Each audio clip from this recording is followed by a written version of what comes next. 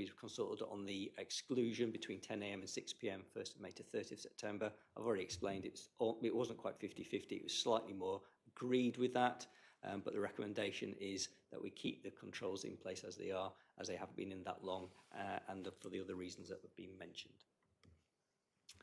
It's not fine, it's a big one.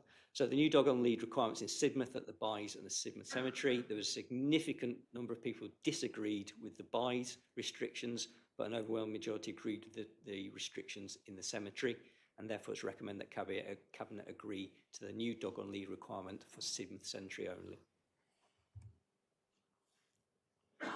And then we also had a further request during the consultation about Clist Honiton. The parish clerk requested a dog exclusion requirement. Unfortunately, because it came after, we weren't able to consult on it, and without the consultation, we didn't think it was appropriate to introduce. So we recommend we don't take that one forward unless further consultation is undertaken. Moving on to the control of seashores and promenades. So during the summer of 2024, we received a number of requests to change the seasonal dog exclusion area at Exmouth Beach to enable dog walkers to exercise their dogs across the whole beach, and during the early morning and later evening when the beaches are clear. Time limits do apply on beaches in Cornwall, and we have had some feedback from Cornwall to say that they get fewer complaints concerning dog use and dog fouling being on the beach during the banned times. And they also said they were able to target their limited resources better. So the time exclusion is not considered to have a negative impact on blue flag status, as at the time the dogs are accessing the beach has been reduced, enforcement will be more targeted and effective. So applying the seasonal dog exclusion area between 10 a.m. and 6 p.m. 1800 hours at Exmouth Beach was consulted on alongside other options. It was the most popular option in the public consultation of 60 to 40 and was the officer recommendation. But to be absolutely clear to Cabinet, the Overview Committee considered the public speaking and the report and recommend to Cabinet that existing restrictions should remain to ensure consistency across the beaches. And this was their actual recommendation, that Cabinet approves 3 new East Devon PSPOs for 2036, with the exception of the PSPO for Exmouth Seafront, which the Overview Committee recommends should remain as it currently stands, and that further consultation should be undertaken if necessary, with a view to extending and clearly defining the areas where dogs are permitted or prohibited. So the recommendation is to retain the Exmouth restrictions. The Council also received a request to include new seasonal dog on lead requirement on the eastern section of Beer Beach, whilst maintaining the seasonal dog exclusion requirement on the western section of the beach. There was a slight public preference to continue with this status quo, and this is a recommendation to Cabinet, which was confirmed by Overview. All the other beaches showed slight public preference for the status quo, which is also the recommendation to Cabinet. I think we've covered that, but what it does show is the different numbers that were with regard to the Exmouth beach one. As you can see, of the 1,600 responses, 650 were in regard to this. So in terms of keeping the exclusions, there is a 48 who agreed, 52 who disagreed. Requiring the dogs to be excluded at all times between 1st of May, 33% agreed, 67% disagreed. I've already mentioned about the time-limited restrictions, and removing all restrictions, similarly again, 28% agreed and 72% disagreed. The final part of the report relates to the final PSPO, which is to do with intoxicating substances. Deals with the consumption of psychoactive substances, consumption of alcohol, antisocial behaviour, and aggressive begging and urination. There's a very limited change in this one. It was really to certain, there's an exemption of certain substances or groups. So, for instance, where somebody has something in their possession for use in relation to their religious beliefs. So, other than that, it was a relatively limited change.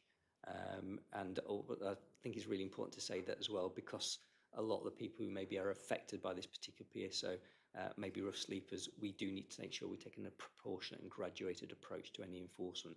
And what we found is our wardens, garden wardens down in Exmouth have been really good at dealing with that and walking that particular tightrope. So quite a sensitive approach.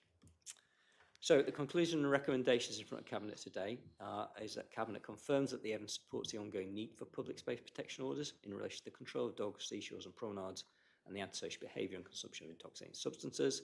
That Cabinet discharged the 3 public space protection orders from 2023 in March 2026, and that Cabinet approves the 3 new East Devon public space protection orders for 2026, which will come into force in March 2026.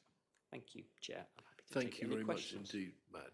Can I come to Councillor Young then next, please?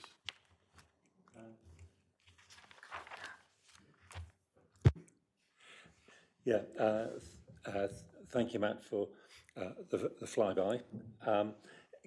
Just a question to start off with, for clarity. Exceptions for disabled, did I hear you say? So if there's a disabled person, they don't have to comply with the orders?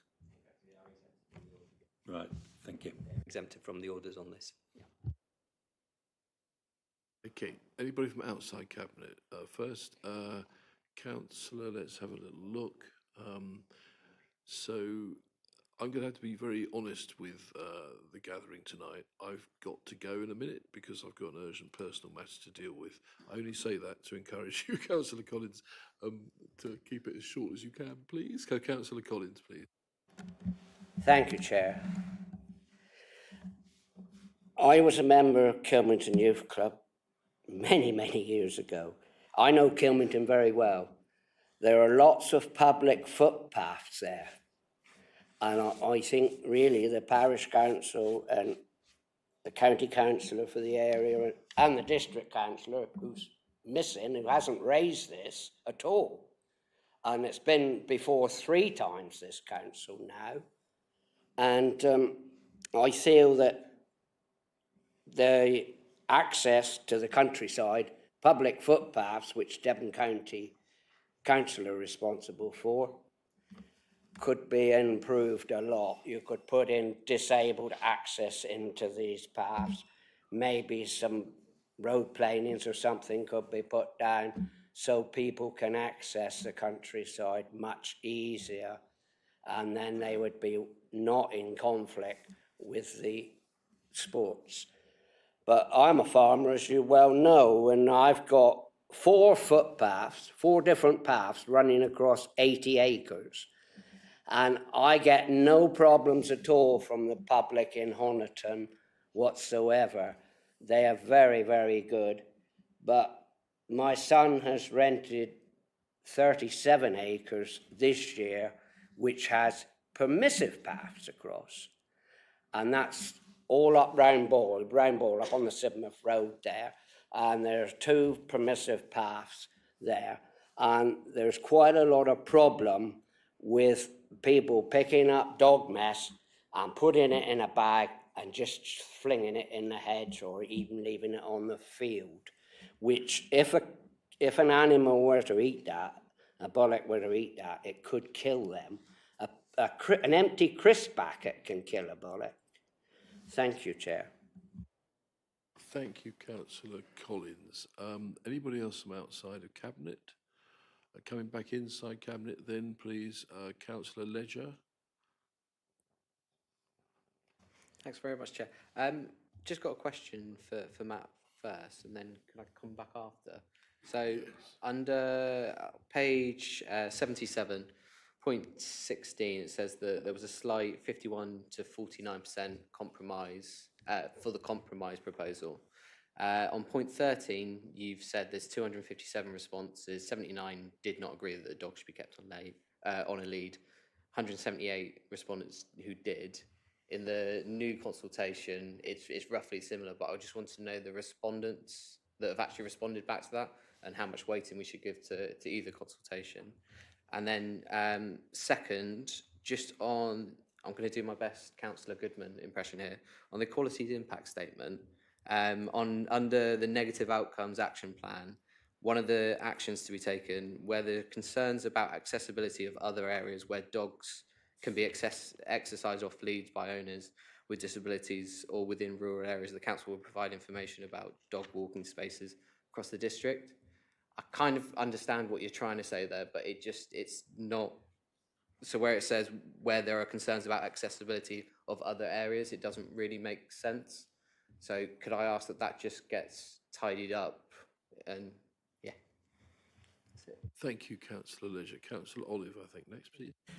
Thank you, Chair. I was worried Dan was going to steal my thunder there, but he hasn't. I also have a question about the 51 to 49% in favour of the Kilmington Compromise, as I'm going to coin it. And specifically, I just wanted to pick up on what reads to me and may not be a consistency issue, because we're saying 51 to 49% in favour isn't enough to accept a change at Kilmington, but there are other proposals that officers are recommending that we accept in the report, which have the same or less support. So I note that the Honiton, the removal of the restriction, the dogs on leads restriction in Honiton only had 50% support, and we are recommended to accept that one. I just wondered if there is a reason for that apparent inconsistency, noting, of course, that, you know, we've made significantly more significant changes in this country on the basis of not dissimilar percentages in the last 10 years, not at all being a stereotypical Lib Dem. Thank you, Chair. Thank you very much. Get over it. Even I say that. Matt, can you come back to those two questions, please? Thank you. Sure. So coming back to Councillor Ledger's question, sorry, my numbers are different, so but I think I've worked out where you're coming from. So the original consultation that we undertook in 2024, that was what those numbers refer to. So obviously there was a significant number who were in favour of the new PSPO as is now laid out. So that was the original consultation. That's one we undertook when we had to review the typo. So we did that. So that was very specifically targeted at Kilmington. This one's more generic because it's the whole dealing with the whole PSPO. So the number of people it would have gone out to is greater. I couldn't give you a specific number as to who responded to the Kilmington one off the top of my head. I can find that out for you. But as I say, it was borderline half and half, but slightly more in favour of the proposal. So the reason why, and again, this comes back to Councillor Olive's point, the reason why we felt that even though there's a slight preference to go ahead with the new proposal, from Ofsted point of view, the arrangement had only been in for a year when we consulted on it, so it seems quite early to be kicking something out, having made all the changes when it was still almost like we're still trying to work out how well it had worked. And of course, there are significant arguments for the other way. So I go to point out this isn't a democratic process, this is a consultation. So it's always going to be a little bit in the balance. And I'd also say that we have a 60-40 preference for the Exmouth change, which Overview have recommended that we don't do. So I think we have to take it in the spirit of consultation as opposed to democratic process. Thanks. But it's open to. Oh, right, thanks, Matt. I've got Nick and then Councillor Hookway and then Councillor Young, please. Thank you, Chair. I just wanted to go back to the statement that was made about those with a disability will be exempt. Can I just have some clarification upon that, please? Are we talking that will apply to the seesaws and promenade and dog control and public spaces, PSPOs, but not to the ASB PSPO? And if that's the case, how are we likely to be challenged on that? Thank you, Chair. So I'll just bear with me a second. I'll just say, yes, it does apply to the two dog and seashore ones. Let me just pull up the appendix for the other one. And I can read you out the actual wording of it at the time. Right, so the proposed change is the order states that a person shall be guilty of offensive at any time in a street or public space. He does not surrender any intoxicating substance, including alcohol, in their possession when requested by an authorised officer. Exemptions apply in cases where the substances are used for a valid and demonstrable medicinal use, given to an animal as a medicinal remedy, are cigarettes or vaporizers, tobacco products, or are foodstuffs regulated by food safety legislation, or where the use of intoxicating substances falls within the curtilage of a premises licensed for the sale and consumption of alcohol and within the operating hours of such. We are proposing to make people who possess substances that are used for recognised cultural or religious practices exempt from offences under this order. So it's a very different change to the other two. Thank you, Matt. Thank you very much. Finally, then to Councillor Young.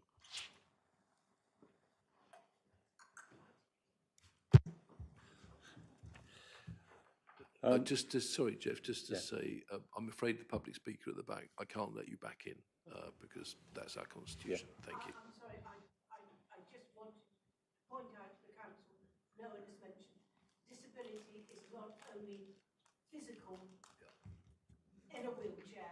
Disability covers a vast range, people with epilepsy, people who are on dialysis and can only walk a small distance, people who are deaf, people who are blind.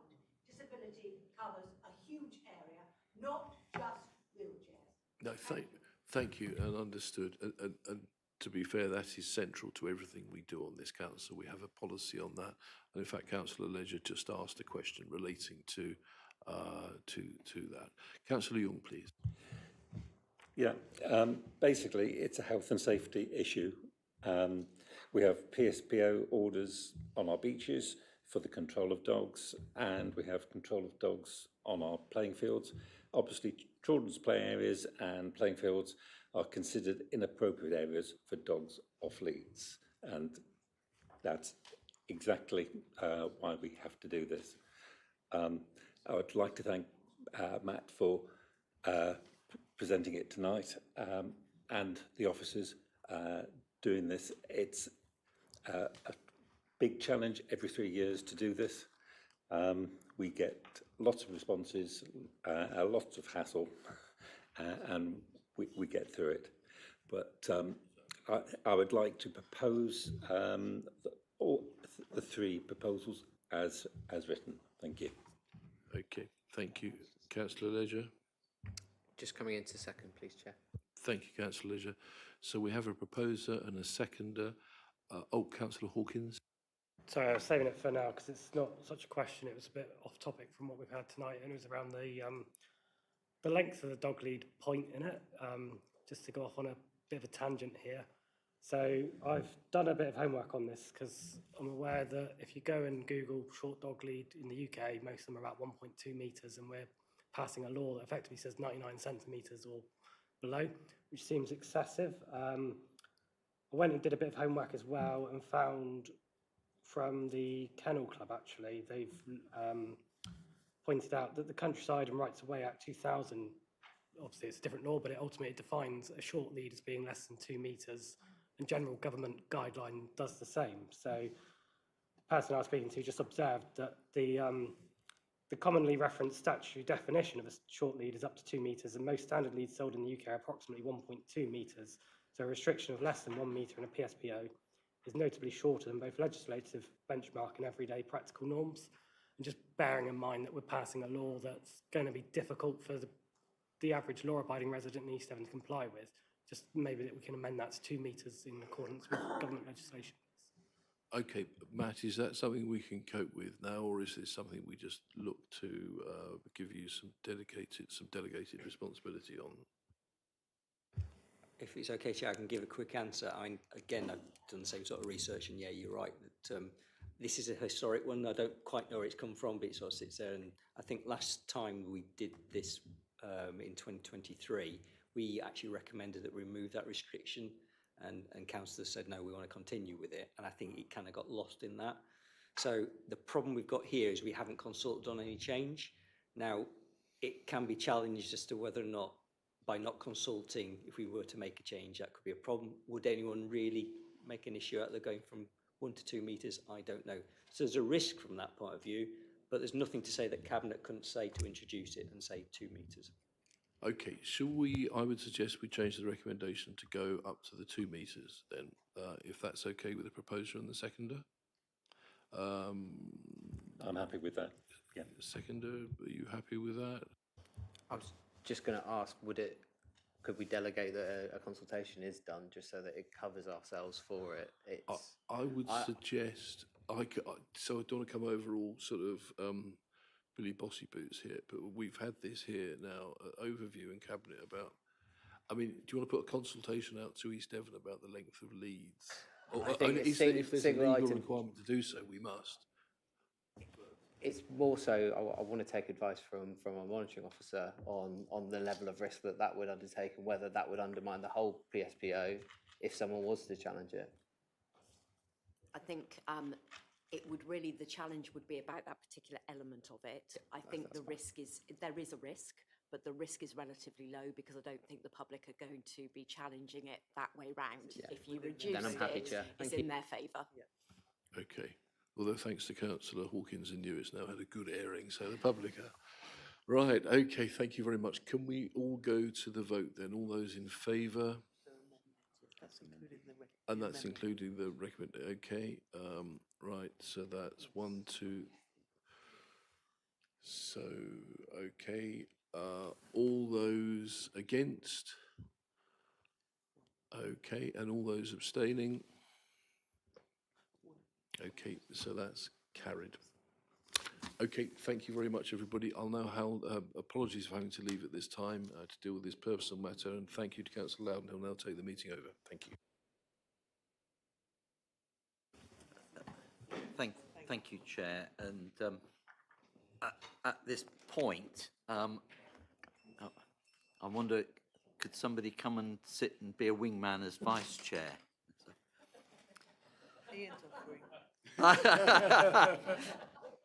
Come on, Councillor Olive, are you going to? Well, for heaven's sake, please do.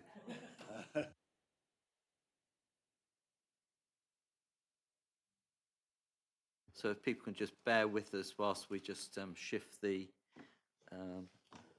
name tags around and various other things. I hope I don't need the gavel, Councillor Hayward, but then thinking back to the last meeting you and I were in together, maybe I do. So, right, can we get ourselves back to the business in front of us, and we go on now to agenda item 10, which are the minutes of the budget setting and capital allocations committee held on the 1st of December. They're pages 28 to 30. Anybody outside of cabinet? Anybody inside? We've got recommendations, sorry, apologies. We've got recommendations to Cabinet set out on page 29. They're all there. There's 2 recommendations with many sub-recommendations within there. Sorry, Mel. Leader, those will come back as part of Simon's capital report, whatever it's called. Simon will clarify. So at the moment it's for note, and obviously you will consider those recommendations as part of that report. Thank you. Oh, Deputy Leader. Yeah, yes. I was about to say, I'm glad you made that change. All right, okay, so we note those. Everybody happy we note them? So bear with me, I'm making... Yeah, just one typo, toilets rather than, it should be toilets rather than toilets on T. Is that an amendment? No, just a typo. I take it as such. So we note. Thank you. So going on then, we now head to, we've just dealt with, sorry, I'm just trying to reread my script. Item 11, you can see I'm well on top of this one. Thank you. So agenda item 11, Cranbrook Stewardship, pages 31 to 36. I think you're leaving then, Councillor Hawkins? I have to, for my declared interest. Of course, yes. Thank you. We will send for you in a minute. So this is going to be presented by Paul Osborne, our Green Infrastructure Project Manager. Paul, please. Thank you, Chair, and good evening. Apologies in advance, I have 3 reports to Cabinet this evening, so I'll try and not be talking for too long on each one. This report relates to the management of suitable alternative natural green space, which I refer to as SANG in Cranbrook. There are approximately 78 hectares of new SANG country parks to be delivered across the 4 Cranbrook expansion areas. They are at various positions in the planning process, but the first phase of these at Cobden's has just been submitted as part of the phase 1 RM application for the 10 hectares in that area. This is in context of the stewardship report, which was supported by Cabinet back in July, and sets out a proposed consistent approach to the management of these SANG areas that aligns with that stewardship report. So this follows on also from the Cranbrook placemaking report and minutes which were presented earlier, where the Cranbrook placemaking group has supported the recommendations, which I'll come to in a second. In the Section 106 agreements for each of these expansion areas SANG, the appointment of a responsible organisation to manage those areas in perpetuity is set to be agreed by ourselves and the developer for each phase in accordance with consideration of the cost of the management, but also a consistent approach across each Cranbrook area. The existing Cranbrook Country Park, of which a proportion is considered to be acting as SANG, is managed by Cranbrook Town Council. Chair, if it's useful, I'll just quickly run through the recommendations because I think that's relevant and explains that. Obviously, you've seen the report. But the first recommendation is that an order of priority for the management of the SANG through the responsible organisation is set out. That's Cranbrook Town Council in the first instance, and that's subject to governance review in relation to some areas that are currently within the adjoining parishes of Wimple and Rockby. In the second instance, the District Council or a future unitary authority would be the managing authority, and only in the third instance would we go to an external party, but that party should be an appropriate public body, not a private management company, as the stewardship report sets out has been demonstrated to be poor local accountability. The second recommendation is setting out a series of selection criteria for those SANG, which, Chair, I won't be through as a list if you're comfortable.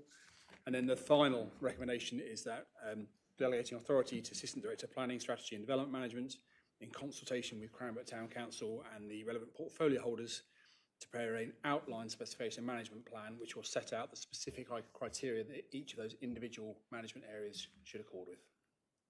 Thank you, Chair. Thank you, Paul. I've got to learn to stop turning my microphone on and off. It's a habit from being in the cheap seats. Right, I'm going to perhaps regret this, but I see we've got 2 out of the 3 relevant portfolio holders. Before we go out to anybody else, do any of you want to say anything? So, Councillor Olive. Thank you, Chair. I will propose these recommendations if that's okay with you, Chair. I have seen these before when they came to Cranbrook Placemaking Group. I think they're eminently sensible and the correct approach for the situation we find ourselves in with the SANGs at Cranbrook. I did have 2 questions for the monitoring officer, if I may, please. And apologies, I should have spotted these when they came to Cranbrook Placemaking Group. But firstly, on recommendation 1, sub-recommendation 1, are we satisfied that the caveat there is not predetermining the outcome of the community governance review? I think it probably is sufficient, but just to make sure. And then on recommendation 3, do we need to specify who the relevant portfolio holders are, or is the relevant portfolio holders sufficient? Thank you, Chair. Mel? Thank you. I was looking at recommendation 1.1 and where it says subject to governance review, I myself was thinking that it might be worth adding the word subject to the outcome of the governance review, which I think is what it means actually, and then that would pick up the point that you're making, Councillor Olive, in that regard, so I'd be comfortable with that. And in relation to 3, it only needs to say the relevant portfolio holders, that's absolutely fine. In which case then happy to propose as Melanie has suggested, Chair. Thank you, Councillor Olive. Right, I see Councillor Ledger. I forgot your name for a second. You're the other portfolio holder who's here.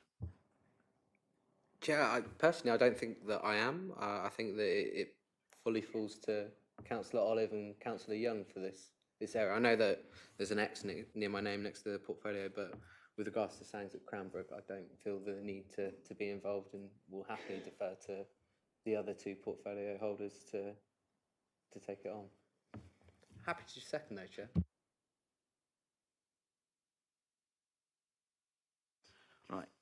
Councillor Young. Okay. Yeah, now, thank goodness we're delivering sayings now. That's really good news. It's something that I've been pushing for a very long time. Cranbrook Country Park has been well managed and it's received various awards. And now it's a pleasure to visit. So I'm very happy to make this second this proposal. Thank you. Thank you, Councillor Young. Right, we'll go outside of Cabinet. Councillor Faithful. Thank you, Chair. Just actually following up on Councillor Olive's comment. So if the results of the consultation suggest stay the same, then we replace Cranbrook Town Council with Rockbeer, Wimpole, Broadclist and Clisthonnerton. Is that correct? Mel, do you want to just pick that up? That's not what it says at the moment, so I'm assuming it would go to the district council. But is that not what the intention was? Paul? I think, Chair, the intention would be that because one of the criteria is a consistent approach across the management of the saying at Cranbrook, that would be Cranbrook Town Council in the first instance. If the area was outside of Cranbrook Town Council's demise, then yes, I would presume it would come to the district council in the second instance. But that's my view as an officer. Okay, I'm just looking. There seems to be a little bit of a discussion going on here. Certainly, my understanding, having taken this to placemaking group, is the intention is, as Peter has suggested, that if the community governance review doesn't amend any of the boundaries or any of the relevant boundaries, then the first preference would be, or first refusal, if you like, would go to the relevant parish council, whose boundary it would then fall within. Hence, my question earlier is the caveat sufficient? So if we need to amend that wording to the relevant town or parish council in the first instance, subject to the outcome of the community governance review. Absolutely. Sorry that I misunderstood your question the first time, but yes, we need to basically say the relevant town or parish council. So rather than just specifying Cranbrook. Okay, thank you. So, Councillor Olive, do you want to just pick this up? In which case then, yes, Chair, I will amend my proposal such that recommendation 1.1 reads the relevant town or parish council in the first instance, and then the remainder remains the same. Okay, thank you. I think everything else remains as is, and I think just that clarifies the intention here. Councillor Young, you content as the seconder? You are. Right, thank you. Thank you, Councillor Faithful. Anybody else outside of Cabinet? Oh, yes, sorry, Councillor Blakey, I forgot. Yeah, thank you, Chair. Very short and sweet. After what seems a very long time, because it was a very long time, we finally arrived at a process, a proposal that I am very happy to get behind, and I'm happy with the recommendations. And I feel very confident that if my two colleagues from Cranbrook were able to be in the room at this moment, they would feel the same. Thank you. Thank you very much, Councillor Blakey. Right, then coming back inside Cabinet, anybody else wish to speak? No? Okay. Right, we have an amended set of recommendations, which I think everybody understood. So, that's been seconded. So all those in favour, please show. I think that's unanimous then. Thank you. Can we just ask someone if they would bring the two Cranbrook councillors back into the room? Thank you, Councillor Blakey. Just bear with me a second, because given that Councillor Hawkins is on Cabinet, then we need to let him come back in and take his seat. Yes, thank you.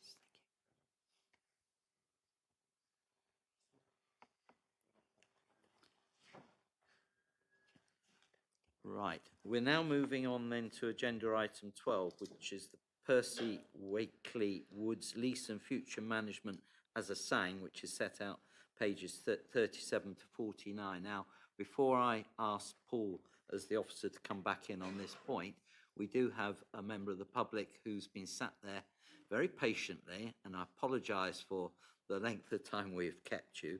I think it's Ms. Sue Wakely-Stoyle, and you wish to speak on this item. Do you want to come forward? Hopefully you've understood the way in which we do things, having watched the previous 5 or 6 speakers. So in your own time, you have 3 minutes. Thank you. I shall try to be brief. Percy Wakely Woods was gifted to the Woodland Trust by my late uncle, Percy Wakely. I was the executor for his will, so it was my job to carry out his wishes. This was round about 1991. Since that time, it has been managed, and I use the term loosely, by the Woodland Trust. However, I felt for a while that it was a kind of white elephant. They didn't quite know what to do with it, and it was up quite a muddy track, and they really maybe didn't have the resources to manage it as well as it could have been for public access. Local people have walked dogs. Most people wouldn't have a clue where it is. I was made aware by Councillor Faithful that it was coming up tonight for the agenda. I've also spoken to Councillor Paul Osborne this afternoon, and I actually feel quite positive that making it a SANG as part of the Greater Cranbrook, if you like, is actually a viable way forward. It would enable some coppicing, it would enable some resources to be placed into the woods. The thing I would ask is that it would be continued to be called the Percy Wakely Woods, and I would ask the spelling to be correct, so that's W-A-K-L-E-Y, because everybody spells our name wrong. Also, my uncle's ashes are somewhere in those woods. I don't know where, and I'm glad I don't know where. But it's just his luck that, you know, his ashes would probably be on the site of a dog poo bin. It doesn't matter, it doesn't offend me. He wanted it to be used for public people to use. He wanted it, he had lots of pleasant memories of being in there. There are some possibly nature interest things. I suspect there are some great crested newts in there. There is a pond that Paul and I have been discussing that nobody knows is there. I suspect there are newts, I suspect there are grass snakes. I suspect there is all sorts of wildlife there that I would ask care is taken when excavating new sites, because I'd hate to think that newts or anything that is worth preserving is displaced, but I do understand that it has to be. There has to be a way forward. It needs coppicing, it needs proper care, it needs proper attention, and I look forward to Paul, our liaison, and maybe, you know, a plaque to Uncle Percy or something. He was a farmer, he was a great local character, and I think if there has to be a way forward and putting resources in, then let's embrace it, let's go for it. That's all I want to say, really, so thank you. Thank you very much. Thank you for your contribution, and I have every sympathy when you reference the issue of name and spelling. It's dogged me for 72 years. So in terms of your other points, quite seriously, I'm sure that that officers will have heard, members will have heard your points and will be taken by them. And I saw Paul Osborne nodding there. So thank you. That's a very positive start to this item. So Paul, no pressure to add to the positivity. Thank you, Chair, and thank you, Sue. So I'll start off by saying we had a very good conversation this afternoon, and yes, not a councillor at the moment, no aspirations. I'm quite happy doing my role. But we had a really positive conversation this morning. Through our conversation with the Trust, we've been looking to see if we can find local relatives, and we haven't managed to have contact details. So now that we've spoken, we're going to meet on site and we're going to get a bit of detail on some of these issues. And maybe before I kind of get into the detail of the report, we've been doing some due diligence work on the site. That includes primarily ecological surveys, those kind of things. And we're talking to our ecological colleagues who, as well as identifying dormice and other protected species on the site, we will be testing the ponds on the site, and we'll go and find the ponds Sue mentioned specifically. We can test the ponds for DNA to see whether there are great crested newts present, and obviously we can make appropriate measures if they are. But in any case, the whole approach, we would be willing to take would be our Wireless Devon approach. So the site would be managed by James Chubb and his team, and we will set out a management plan which we can agree with the Woodland Trust, but also with other interested parties as well, and we'll be engaging with the community in the new year should this get approved, to make sure that proposals have a kind of support for people already using the site and near neighbours. So to briefly summarise the report, Percy Wakely Woods is about 5.4 hectares of woodland, looked after by the Woodland Trust, and they're located within the Grange phase of Cranbrook. So on page 5 of the report, there's a plan which shows the woods in that context. Residential development will be moving southwards from London Road and will meet the northern and western edge of the woods. And then the adjacent areas immediately to the east and west will become new country park sang spaces, which sandwich and enclose the wood completely. And when we met with our planning officers, with the Woodland Trust, to talk about the future management of this area, they expressed concerns about the potential impact of this increased residential population on the doorstep, and as Sue has alluded to, the capacity they have to manage that increased influx into the woodlands. We also have a need to identify additional sang space to help to mitigate the early phases of Cranbrook, where we have a 4 hectare deficit, roughly.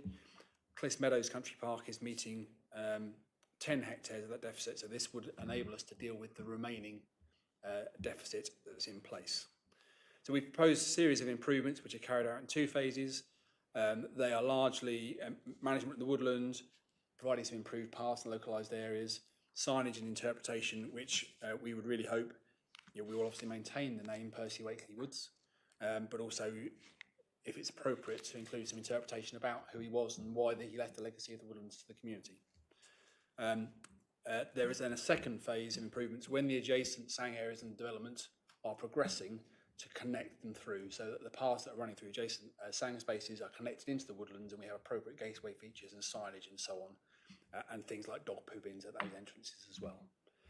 So the total budget for all these works is £880,000, based on the estimates so far, and that includes in perpetuity management for 80 years, and that can be completely funded through Section 106 agreements that we already have in place for Cranbrook. So the funding for this is covered by those Section 106 agreements which relate to habitat regulations and mitigation for Cranbrook.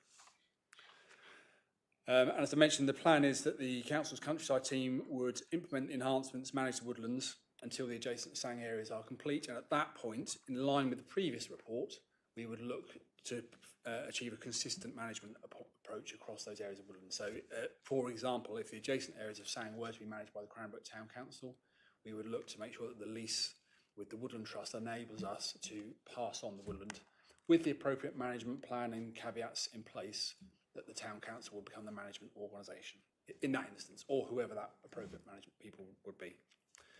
So the recommendation, a number of recommendations, first one is to delegate authority to officers and the relevant portfolio holder to progress and complete the lease with the Woodland Trust. Obviously, this is a report which is asking for Cabinet to approve us progressing that lease, but we haven't got to the final agreement with Woodland Trust yet, so it's subject to us coming to that agreement. The second recommendation is that point about subletting the woods to the future responsible organisation, again asking for delegated authority to officers and the relevant portfolio holder. The third recommendation is to approve the budget and also the creation of an investment fund of roughly 300,000, which would be to provide the in perpetuity management costs. So I've been working with Simon and his team to look at that investment arrangements, and it's the similar arrangement to be proposed in the next report for Clis Meadows. That would then generate an annual income that would meet the management costs for the 80-year period. Final 2 recommendations 4 is to enter into contracts to deliver the site improvement works. Again, they're relatively small scale, but there'll be a number of minor contracts in terms of woodland works, some path creation, signage and so on. And then finally, it is, again, officers with portfolio holders to finalise those on management arrangements for the sang in perpetuity and set out that management plan. Thank you, Chair. Thank you, Paul. Right, that Thank you for summarising the report and pointing Cabinet in the direction of the 5 recommendations. Before I go outside of Cabinet, do any of the relevant portfolio holders wish to say anything at this point? Councillor Young and then Councillor Olive. Thank you for the report. This is really good news, seeing this, and I would like to thank Sue for coming tonight to explain why it's got its name. I've always wondered, and a interpretation board would be very, very useful to carry that this history on and carry his name on. So that's brilliant. I would like to propose the recommendations, and or do I need to come back later? I'm happy to take that as a, Right. as a proposal. Right, Yep. Councillor Olive. Thank you, Chair, and how nice it is to be able to speak with a ward member hat on in Cabinet as well for a change. 2 questions from me, if I may, please, and then subject to the answer to those questions, I might be prepared to second the recommendations. Specifically on recommendation 3, the £300,000 investment, is that an endowment by another name? Is my first question. And 2, assuming that endowment funding is coming from S106, is that S106 funding specifically hypothecated for SANG, i.e. it can't be used for anything else? I may or may not be previewing what I might be saying on the next agenda item, but those are my questions through you, Chair, please. Thank you, Councillor Olive. Paul, are you in a position to answer? I can give a steer. I'm not sure I'm in the right position to answer the number 1 because I'm not entirely clear on what the definition of an endowment would be. I did have one on my mortgage a few years ago, but no longer do so. But we've been working with an independent financial advisor and talking to the CCLA, private local authority investment fund, about a funding mechanism where they it's an investment, so we would be investing that money with them to generate a return that will be going up and down in line with the market. So it's not a guaranteed return every year, but looking at their past performance and an average approach, it would work over that period. We've modelled that looking at inflation and also looking at the potential growth of the fund. We would be looking for a portion of that funding to be put into a ring-fenced savings account, effectively, so that if there were years where that fund doesn't perform, we can meet the management costs without having to get into other council funding. So it would be ring-fenced, specifically for this site. If on other sites we're making a ceiling investment, I think that's a conversation to be had about whether those are grouped and the money's pooled or not. But I think my view in the first instance is with that, in the basis of we're setting up this funding to generate the management in perpetuity for Percy Waitley Woods, that should be ring-fenced Percy Waitley Woods, because if we start to draw that out into other pots, we could risk up in the future not having the money available to manage the site, which we are then committing to. I don't know if Simon would add to that. Simon? Yeah, so it's not an endowment, it's a pool investment fund, basically. You wanting to come back in at this point? Could I just clarify, because I'm not sure the second question was answered. Is the source of that £300,000, is that specifically hypothecated for SANGs, i.e. it couldn't be used for other forms of infrastructure? Thank you. Yeah, so I didn't properly answer that. It is, as I understand it, for habitat regulations mitigation infrastructure, so it's not specifically for SANG. In which case, Chair, I'm happy to second. Thank you. Thank you, then, in which case we have a proposal and a seconder. Right, at this point, I'm going outside of Cabinet. Councillor Barlow. Good evening. Good evening, Vice Chair. It's my job to say £500,000 is a lot of money, and 870 or 880,000 is even more. I am glad to see that we are now doing an investment, even though I still don't think that's probably the best value. However, seeing as it's reserved in this one, and I will be talking on the next one as well from the same things, I just think that, again, it's an awful lot of money that you are spending on a 5 acre wood. 5 hectare wood. But there you go. I say it every time. We carry on. We would be disappointed if you didn't. Anybody else outside of Cabinet? No? Right, inside Cabinet. Anybody else want to add to the discussion? Councillor Ledger. Just to ask a question, Chair. So obviously with LGR on the horizon, how can we ensure that those funds, however you want to word it, are actually kept there and they're not taken in future years when the Unitary Council starts to go broke? Well, there's an assumption there about the future, but Paul, are you in a position to answer that, or do I go to Simon first?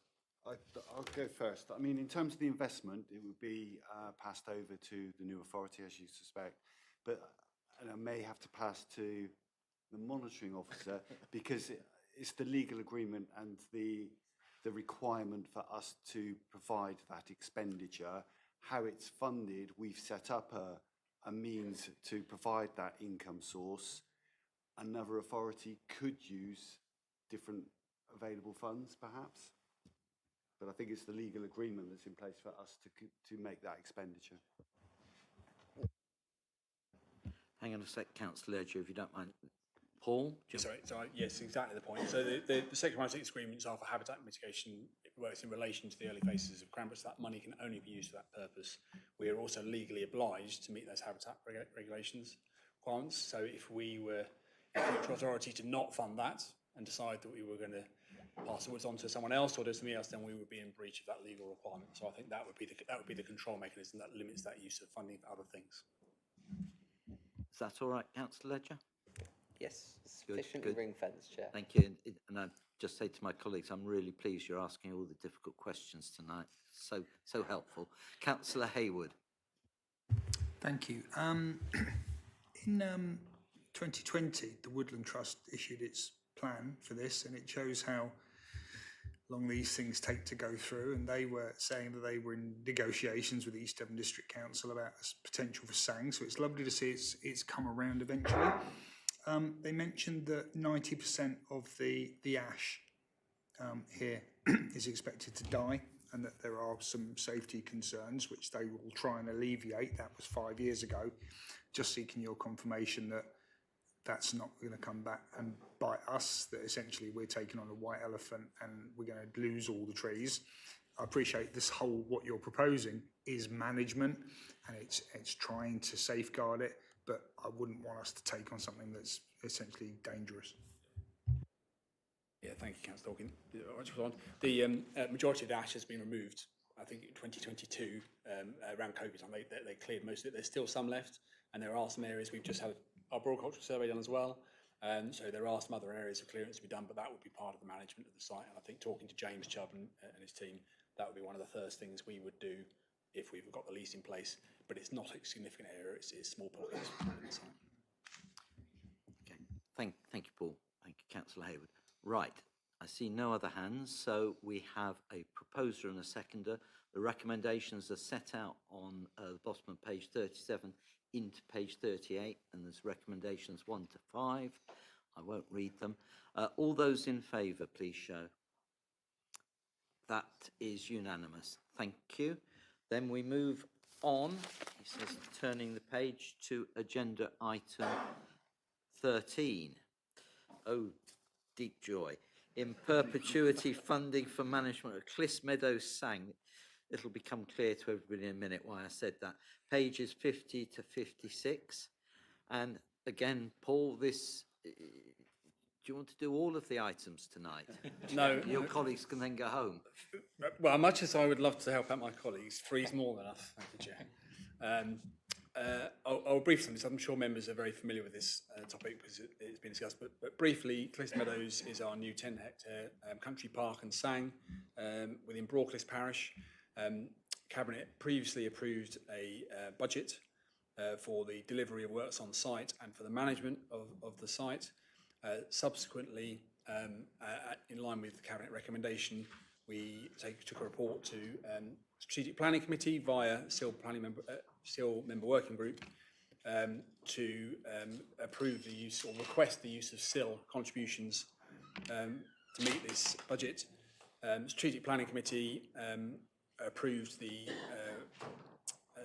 budget for the use of SIL to meet the site works costs, but then decided to fund the management of the site for 3 years at £40,000 a year, and then to revisit that decision in 3 years' time with a view to taking a further view. This report was initially brought to Cabinet earlier on this year and came to Cabinet briefing on the basis of recommendation,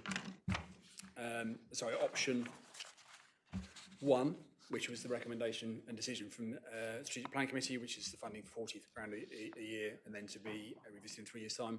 But at that point, we were requested to go away and look at the other options for in perpetuity management of the site and to do some more work on the investment fund that would be required to manage the site in perpetuity. At that time, we'd estimated that budget to be £2 million.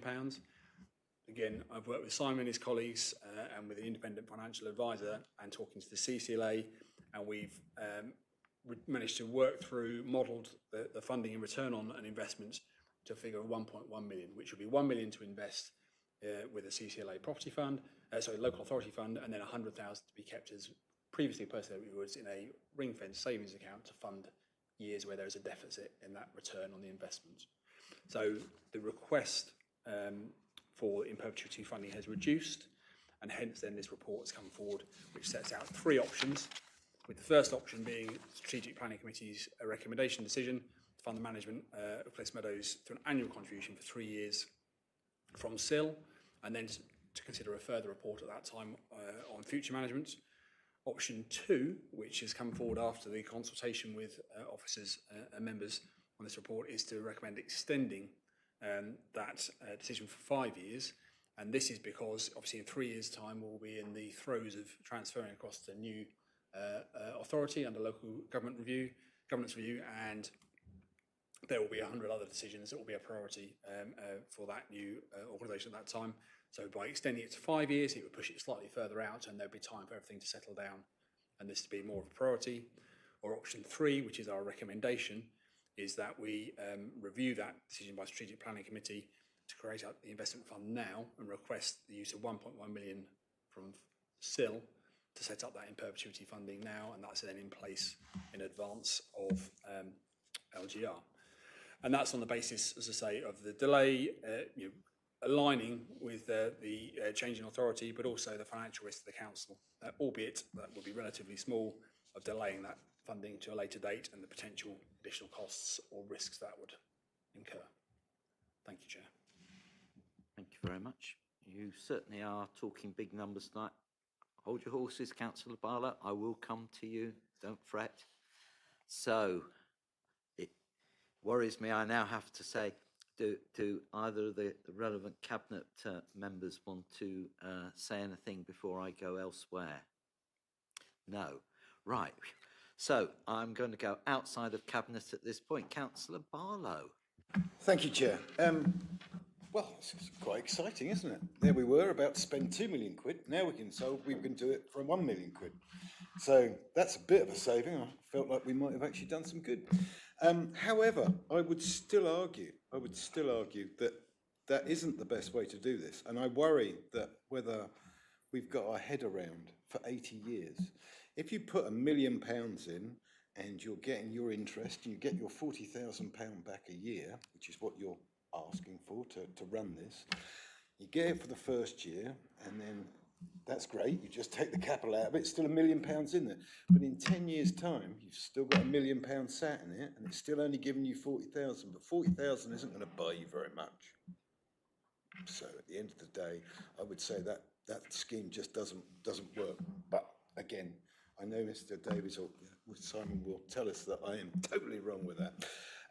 I would suggest you go for option 2 if you have to. I would still do it for 3 years, but if you've got to, I still think if you've got £1 million in SIL There are lots of other things that we need to do that we were asked for. And at the end of the day, if we have to borrow £1 million to do the things we want to do, that costs us about £85,000 a year. So you would still be better off to use that money for something else and then just pay 40 grand a year to them. Or better than that, say they can do it for 30 grand or 20 grand and say that's all you can afford to give them, like every other bit of the council has to cut back. Thank you very much, Chair. Thank you, councillor Barlow. I don't know, Paul, do you want to come back on any of the points there? If it's helpful, Chair and Councillor Barlow, thank you. I'm absolutely clear it's not a small item, amount of money, and I'm not a financial expert, but I've been working with Simon and his team to model this, and the modelling we've done is based on inflation in the impact that has on our costs. So in 40 years' time, 80 years' time, it's not 40 grand a year that we're managing the site, it's going to be 80,000, or I don't have the figures in front of me, but a significant increase. So the 1 million that we invest now is being modelled very carefully based on a average 3% inflation, and then an average investment return based on the past performance of the CCLA fund, and that then models out to provide that annual funding allowing for inflation. So we're generating enough money to fund it in perpetuity for the 80 years plus. Does that clarify that point? Thank you. Right, councillor Fernley. Thank you, John. Ian said an awful lot of things I was going to say. This Sang area is in my ward. I just would love us to come to a decision that means that this area is guaranteed to be looked after in perpetuity, in that, whatever that word is, in perpet. I can't do it. So I hope that the council can come up with a guaranteed way that this Sang is going to be looked after as it transitions into the unitary. So good luck, guys. Thank you. Anybody else outside of Cabinet? No? Right, I'm going to come inside of Cabinet then. Anybody putting their hand? Oh, Councillor Olive, you've got your hand up. Is that your hand up as well, Councillor Young? Okay, seconds out. Thank you, Chair. I'm going to have to break ranks on this one. I agree with Councillor Barlow. Option 3, as it's set out in the paper.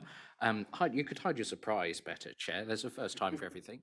Option 3, as set out in the paper, has come before the SIL Working Group, which I chair, and the Strategic Planning Committee, which I chair, and both times both of those committees have kicked it back, fundamentally on the principle that they could not sustain. At the time it was 2 million, now it's 1.1. Frankly, it's an awful lot of money, and I think the practical point as well as the principle still stands. I can't sustain putting away £1.1 million for in perpetuity funding of this SANGS, given the other infrastructural needs in our district are quite so severe. We've heard in the last couple of days that Devon County Council estimate that Tithe Barn Primary School now is going to cost 50% more than they told us it was going to when we did that SIL bidding round not that long ago, which is another £3 million, which now has to be found for that vital piece of infrastructure. Colleagues will be familiar with things all over the district where there are asks on our infrastructure funding that we can't fulfil at the moment. I just can't sustain putting that 1.1 million away in that atmosphere. I take the point that there's a lot of uncertainty going on at the moment with LGR, and I will accept that maybe there's some chaos to come in the first couple of years for that new organisation, whatever it ends up looking like. I'd make the point that actually a new unitary authority is going to have more SANGs to deal with than just Clyst Meadows. Are they going to want to perhaps adopt a consistent model for everything? Teambridge, for example, I know have their SANGs managed by the Land Trust, which is a different model again to the one that we're considering here tonight. If we stick 1.1 million away for 80 years and fetter their discretion in changing that model, are we inappropriately or unhelpfully perhaps tying the new unitary's hands on that front? So for all of those reasons, I can't sustain agreeing to put 1.1 million out of our currently 2.1 million SIL pot away on this. I'm happy, given the point about the uncertainty coming with that new unitary authority and the difficulties of managing that organisational transition, to propose rather than option 3, as recommendation 1 makes reference to, I'd like to propose instead, and perhaps somebody can help me with some wording for this in a second, but I'd like to propose that we put away the 5 years of funding in option 2 in whatever our equivalent of an earmarked reserve is that we would find in parish councils. And I appreciate maybe that's not got Councillor Ledger's appropriate level of legal protection there, but if we are at least creating a fund that is going to carry that for 5 years, appropriately adjusted for inflation, then that gives the new unitary authority time to sort its act out while making sure that we are meeting our legal obligation under the habitat regulations to provide this SANGS. I think that is an appropriate compromise between dealing with uncertainty and addressing our legal obligations, as well as recognising the infrastructural constraints that the district have. So that's my, I don't think I can call it a proposal yet, as I haven't given any words, but maybe we can reflect on that as the discussion goes on. That's my position, Chair. Thank you. Right, thank you, Councillor Olive. Before I come to Councillor Young, let me just be very clear. You are referring us to page 55 and option 2 there in what is set out in section 3, proposed options, and there are a number of options listed. So you are in effect culling option 2 as your proposal. Yes, a slight variation on option 2, but yes, that's the model, Chair. It's ostensively that, as opposed to what's there. Right, I'll come back to you, if I may. So, Councillor Young, I suspect you may not be quite in agreement with this. I share Councillor Olive's concerns on this. It is so frustrating that Natural England's requirement is that we have to do this perpetuity funding forever to manage these areas. They don't seem to trust us, trust councils to manage open areas in perpetuity without this massive fund going into somewhere. It's very strange. Going back in history, in the early days of SANGS development, we didn't really know how to do it. No one knew how to do it. And if we knew how to do it now, then it would have been so much easier. And an example of how we've done it with the woods just now, that's how we should have done it. But we are where we are, and we have to do this perpetuity. And my preference is that we get it all wrapped up before we go into a unitary, so it's all sorted. We don't pass on to the new unitary. Oh, by the way, you've got to find in perpetuity for 75 years. Thank you. So just so I'm clear at this point, and I'm not asking anybody to propose, but you're indicating that your preference for the recommendation 1 that's within the report. Okay, so we have knowledge of 2 different directions of travel, and I'm going to come back to people in a minute inside Cabinet. So let me just go outside Cabinet. No. Councillor Barlow. I still have concerns. I'd like, Councillor, I do apologise, Simon Davey, if he could explain that how £1 million in a pot can possibly, if you're spending the interest on it, and let's be honest, if you get 4% a year average, that would be doing quite well over a long period. If you get 6% a year, it's not going to have enough money building up in that pot to pay you in 80 years' time or 20 years' time, 80 or £100,000 a year, because the £1 million is still the money in the pot. You're just spending the interest. You can't spend the capital. The capital doesn't go up. So how do you think you're going to get an awful lot more in 80 years' time? This is becoming a bit of a finance fest tonight, isn't it, Sir Simon? So we have done the calculations in terms of the annual cost. It's not, so we've got actually every single year mapped out over the 80 years of how much the cost will be with inflation included. With the investment going through, in some years you will take some capital because the actual million has gone by the end of the period and used. So you, by the 80 years, your full capital value is gone and you've used up all your interest.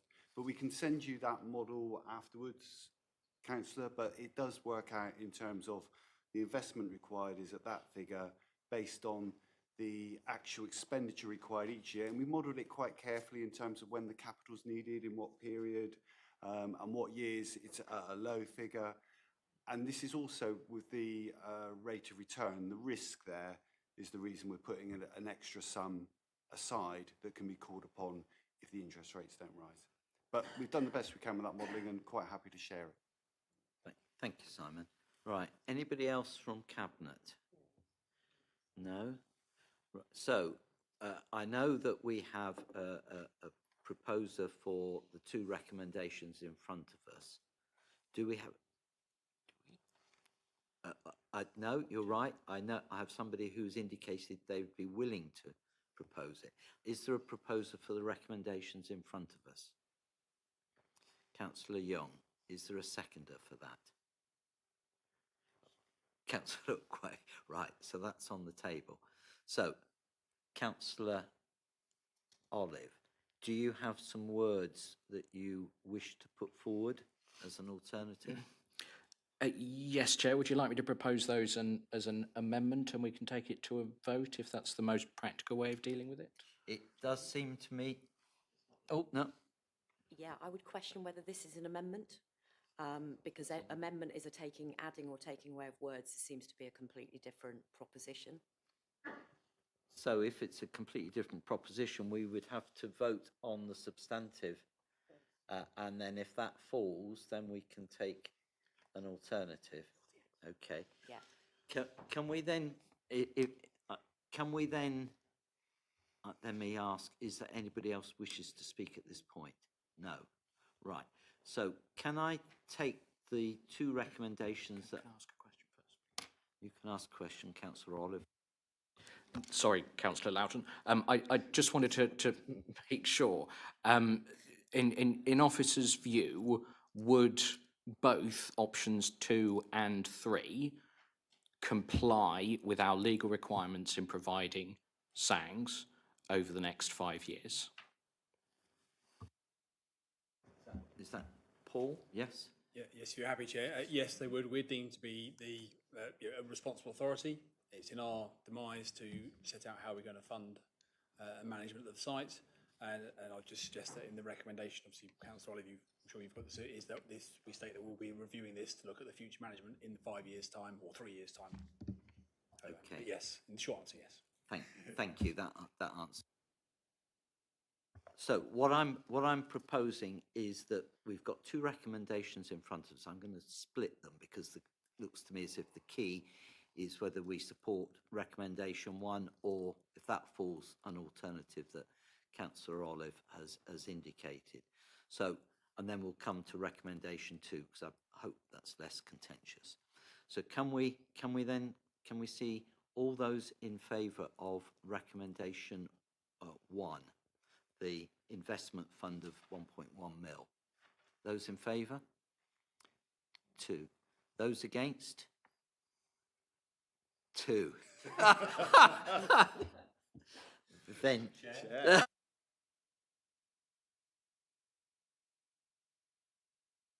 In the report, which would be the recommendation. So I used my casting vote in the 1.1 mil. And I was going to abstain. Right, so that deals with that. We've got recommendation 2. Is there a proposer for...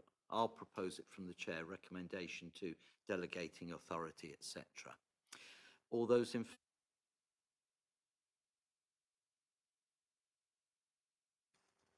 Thank you, Councillor Olive. Oh, it's one of those evenings. Where's Councillor Arnott when you need him? Yes, I was just thinking that it is now bang on 8 o'clock. Can we take 5 minutes, please? Thank you.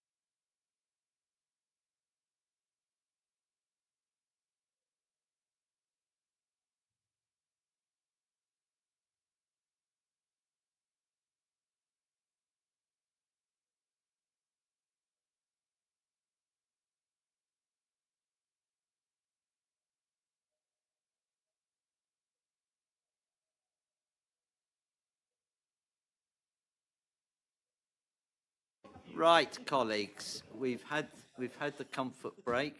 If you wouldn't mind taking your seats.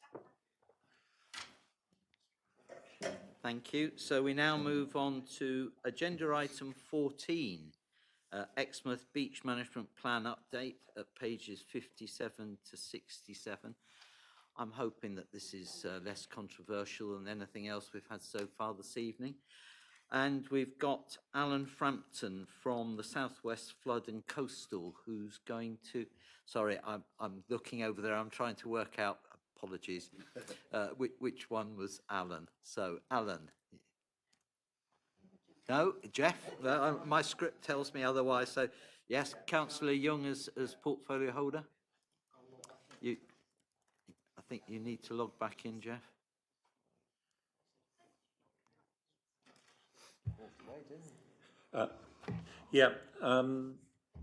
Beach management plans.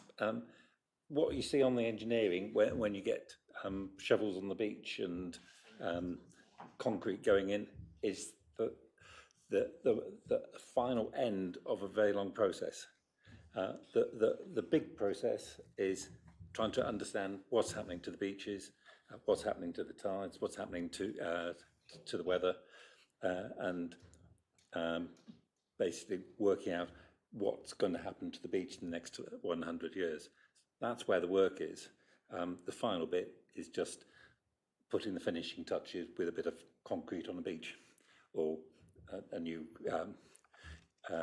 gabions. So now, thank you to Alan, who has done all this work for us to try and understand the very complicated state of affairs in Exmouth, and over to him to explain. Well, I'm not sure you sold him, really, and the work with that introduction, but Alan, I'm sure you can. Thank you, Councillor Young. So you've got the paper. I'm just going to give a sort of a brief summary of the key points in it. So this is an update of the beach management plan for Exmouth that was first developed and adopted by Cabinet back in 2015. I think that was the last time I presented to Cabinet here at East Devon in my former role. So the purpose of the beach management plan is to guide how we monitor and maintain the beach in the near future within the strategic direction for long-term sustainable coastal risk management. So for the beach management plan update, we have reviewed all the evidence and data that's changed over the last 10 years since the current version was adopted. And then we've used that to critically review the strategic long-term options for Exmouth.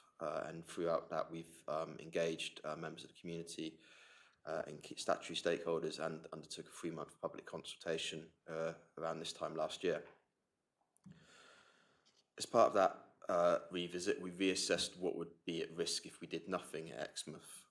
And that takes 2 parts. So in terms of the flood and erosion damages over 100 years, if we did nothing, allowed Exmouth seafront to erode.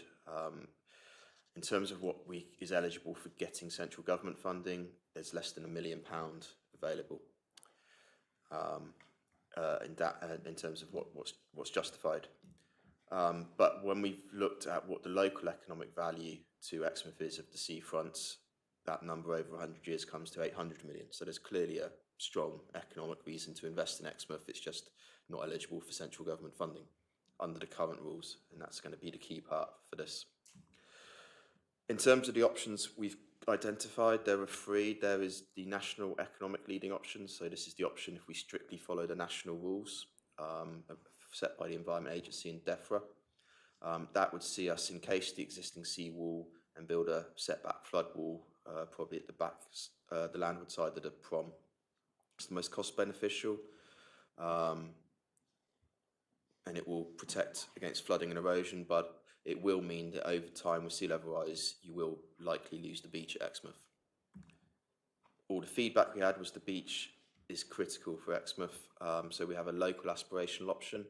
It costs more than the national option. It would involve constructing a new groin field, potentially re-nourishment, and that would help stabilise the beach. It is more expensive, it's more technical questions that we still need to resolve, and it has potentially a bigger habitat impact that we'd have to address through habitat regulations assessment. Because both those options are quite expensive, we have what we call a backup option, and that's basically carrying on what we are doing now, which is reactive when we have a failure, and that can be low cost, but as we've seen in the recent years with the emergency works at Exmouth, it can be quite expensive and all of a sudden and unplanned. So, and long term, that won't raise the height of the wall, so it won't address the long term issue of increased flooding. What we've done is put those three options together in what we call an adaptive pathway, which is figure 3 on page 8 of the paper. And that gives flexibility over what we actually end up doing over time. So with the national and local option, we think we don't need to actually upgrade the defences for around 10 years.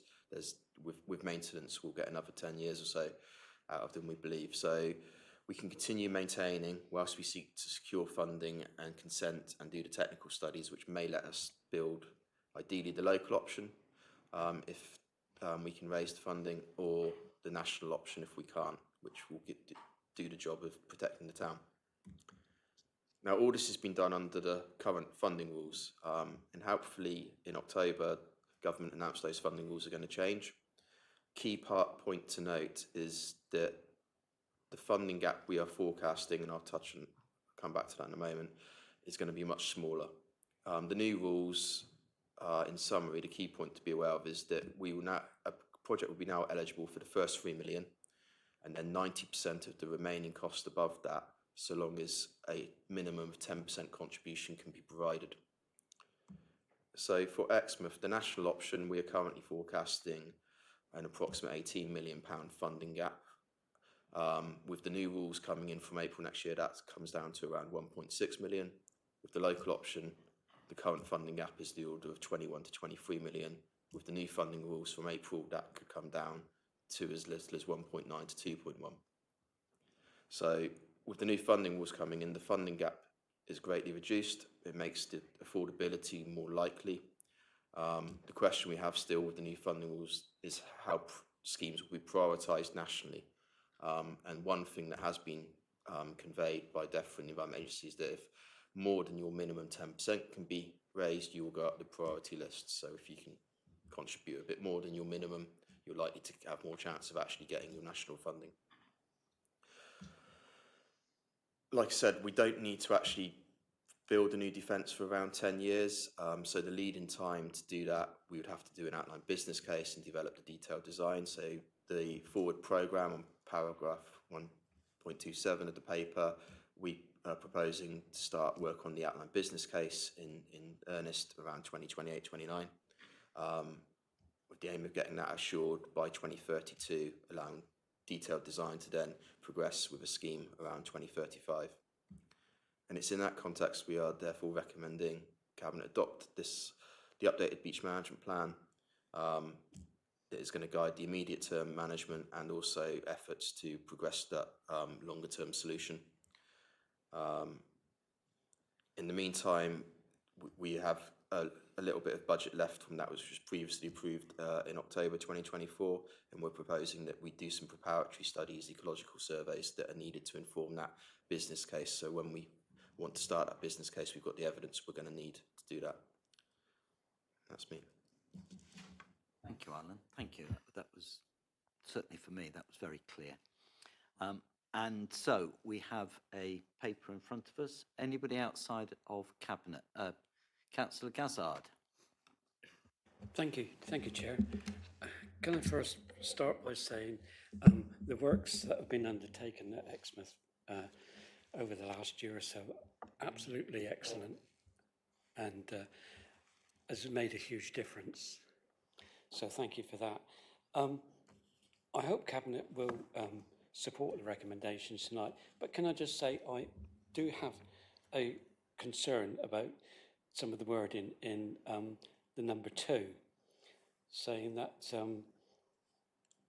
we will carry out the other works or inquiries that need to be done, but then recommending to the new authority in 28-29 that becomes a priority. I'm not convinced that a new authority will make Exmouth's seafront a priority, but in in essence, Chair, I support the recommendations, but I just got that concern in option 2. Thank you, Councillor Cassard. And as ever, the future is uncertain and unseen, isn't it? Right, anybody else? Councillor Barlow. Can I just confirm, please, that you're not allowed to use SIL money for coastal defences? I just wanted to check that. And also, and this isn't a personal thing, but are you all structural engineers? Are you qualified structural engineers for this sort of thing? So in terms of SIL, what's happened in other places is SIL can be part of a contribution made to unlocking the central government funding. I'm not a structural engineer. We have had technical consultants, AECOM, work on this, and they have civil engineers in their team who've advised on this. And we have a team, our South West Flood and Coastal team is a very diverse group of skills, including engineers. Thank you, Alan. Thank you. Anybody else outside of Cabinet? No? Inside Cabinet. Councillor Hookway, then Councillor Young. Thank you, Chair, and I'd like to thank Alan for his report and all the hard work he's done leading up to that. I think it's been a very comprehensive survey and it's very well argued. However, for me, the big story of this report, which I've never seen before actually, is the estimated economic value that the seawall protects, and we're talking in terms of a sum of £800 million.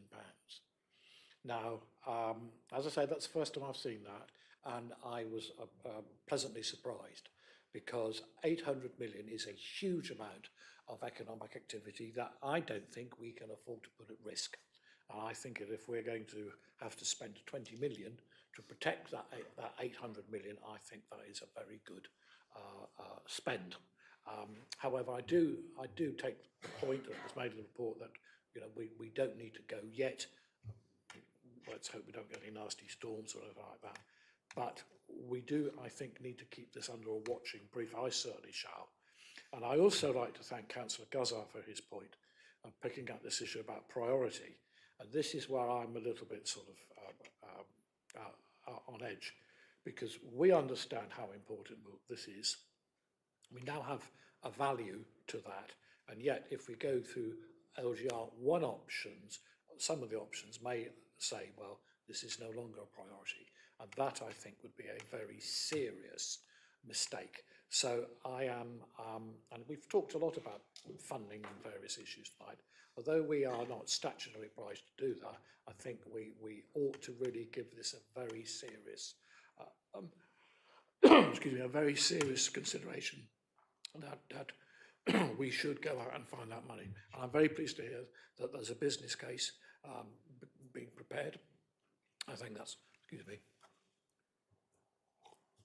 that's absolutely the right thing. So I'm happy to propose the recommendations, but I will certainly be keeping a watching brief on this and would like to come back to Cabinet later on if need be. Thank you, Chair. Thank you, Chair. Thank you, Councillor Hookway. Councillor Young, then Councillor Hayward. Thank you, and I would like to second the proposal. The key issue here is that we need to get this as far as possible, get the business case there, so when it goes into the new unitary, it's there in black and white that it is going to, the business case shows that it is saving £800 million worth of development on Exmouth. So that's the key thing that we have to do now. We're not going, a lot of us won't be around in the unitary, but this parcel of work will go forward and will be hopefully very high up in the priorities for the new authority. Councillor Hayward. Thank you, Chair. I'd like to think that I will be around when we go through LGR. Perhaps Councillor Young won't, but I hope I will be. But mindful within the recommendations, and I'm happy that people are supporting it, given that number 2 is a recommendation that it's promoted as a priority, and we're not, nothing we can do can bind the successor authority. So essentially, number 2 is a wish list. It's an indication of intent. So I'm wondering, perhaps through the monitoring officer and with the agreement of proposer and seconder, that you just change the word priority to a necessity, that we just come out and say it now. We promote this as a necessity. It's not a priority, because priorities can be downgraded if something better comes along. But would the replacement of the word priority with a necessity, given that Exmouth is our biggest town, and that is a staggeringly huge number, that's going up towards £1 billion of economic loss, and that, economic improvement and value comes under my portfolio.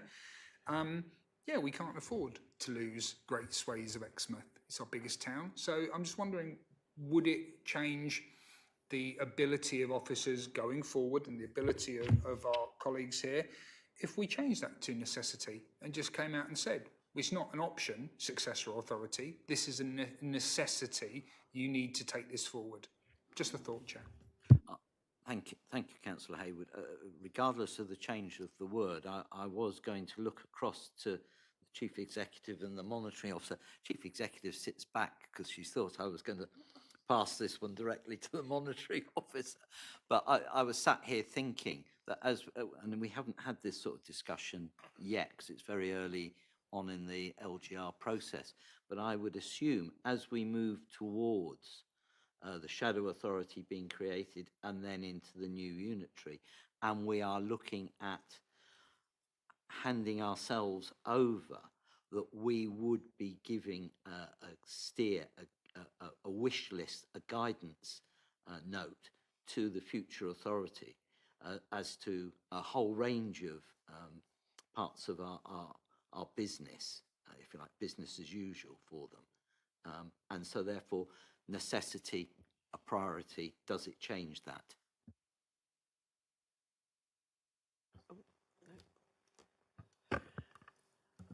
I think, John, what I would add to that really is when we move into a new authority, the priorities of the district and the priorities of the county will be merged rather than one taking priority over the other. So with that in mind, the officers of this authority are responsible for the statutory services and the wider services that we're delivering will continue to do that for the new authority, and will be able to demonstrate within their gift the priority we need to put within those services. So in that sense, it's not so much us handing over a book and saying, please deliver this. We will be going with the authority to say, these are the areas of expertise that we're bringing to the new council, and these are the areas that we need to continue to deliver against. Thank you. But so going back to the question that Councillor Hayward asked, do we gain anything by changing the word priority to necessity or any other phrase?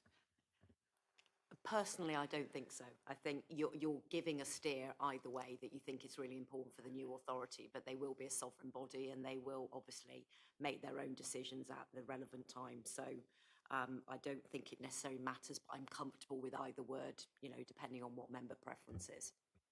So Councillor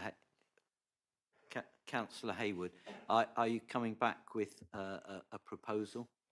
No, I'm grateful to the Chief Executive, to the Monitoring Officer for that clarification. I'm perhaps ambivalent about it. I agree with all three of these recommendations. Selfishly, if the water gets to Axminster, I don't think we really have to worry about any of this because it's game over for all of us, and that's rather selfish because we're inland. So, Chair, I'll withdraw my. Thank you, Councillor Young. We were, yeah. Thank you, Chair. Okay, thank you, Councillor Hayward. Right, so I've got Councillor Olive, then Councillor Hookway wants to come back in, and then I suspect we're moving to a vote at some point. I had 3 questions, and I can remember one of them. Well, then only one will be taken. Yes, boss. The report makes reference to in excess of £800 million of present value. damages, am I to take it that that's referring to that figure having been discounted? Yes. Okay, thank you. I do remember what the rest of my questions were, and that was going to the business case and the assessments of the cost benefit ratios, which I assume you've done for the national case versus the local aspirational case. I think I'm probably correct in assuming, but am I correct in assuming that that cost benefit analysis, according to the government's methodology, doesn't allow you to take into account the social and recreational value of the beach? And will our business case be doing that at all, or are we bound not to consider that whatsoever in this process? Alan? So the reason we did the gross value added assessment is to demonstrate the case for the contribution to go alongside what is eligible. So things like beach recreational value are typically not allowed to count in the national assessment for your grant and aid from government, which is why it's only less than £1 million we're eligible for grant and aid, which we always knew. If you just followed the rules when we've done the assessments in the previous years, the benefits cost ratio is very small. With the partnership funding model that we've currently been operating on, and that's changing as of April, the need for the contribution was quite great. That's why we did this as part of this project. And I think, like Councillor Hookway said, it's really makes the case that it is worthwhile investing in Exmouth, and that proves the point. It's just who's then stumping up the contribution, or contributions, maybe there's multiple, and that's been the case at other sites on East Devon as well. We've had this shortfall needing the contributions, and we've been able to make the case based on the wider value. Does that answer? Right. So, anybody else before I bring Councillor Hookway back in? And then, no, Councillor Hookway? Well, thank you, Chair, and I'm very grateful for Councillor Hayward and also the Chief Executive for their comments, because I think it's really important. When we talk about this 800 million economic value, we're not just talking about it for the town of Exmouth. It is an economic activity that stretches right across the district, and any loss of the seafront in Exmouth, any loss to the beach will mean a significant reduction in visitors. And there are times, for example, when the Exmouth Festival was on, when not only was the town full of visitors, but also the beach. And the economic gain of that weekend would have been absolutely astonishing if we were able to find out it. But I'm also thinking about other news I saw this week. Some of you may have seen that Torbay has now started a similar scheme of work for Paynton. Now there are houses to be protected, as well as shops and businesses and so on. But I still think that we have a very similar case. So in going back to what Councillor Hayward said, what I would suggest is that in recommendation 2, we use the phrase economic priority. So it reads, is promoted as an economic priority, because then it gets the indication that yes, we need the works, we need to protect the beach, but what we're doing it for is for this very large economic value that is so important to the town and the district. Thank you, Chair. I just wonder whether by starting to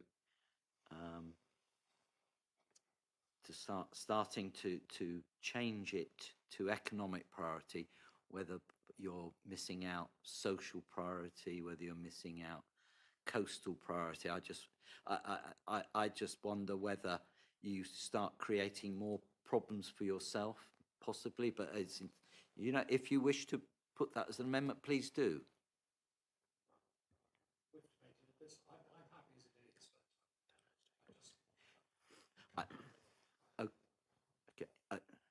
Councillor, can I just come in? I think we need to keep it as loose as possible. Bear in mind, we've got other beach management plans, and other towns will be saying their priorities are higher than that, and that we're going to get into a league table. I don't want to do that tonight. Maybe in 3 years' time, on the day that we hand over, we should be debating it, but not yet. Okay, thank you. I think Councillor Hayward had demurred on that point. So we have in front of you, Cabinet, 3 recommendations, unadulterated. They're at the bottom of page 57. All those in favour, please. So that is unanimous. Thank you. Right. Can we then move on to agenda item 15, which is the leisure strategy addendum, pages 68 to 71. And is Mike coming in at this point? Yes, Mike O'Malley, please. Mahoney. Mahoney. Sorry, I'll get there. Mike. Sorry. Yeah, Mike.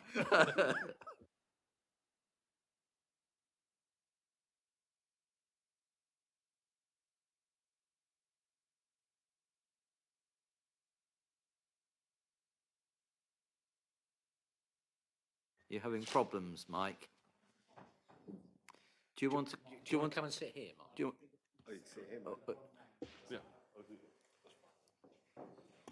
the people at home, we're just trying to find a working mic for Mike. To join me there, you're going to do it next.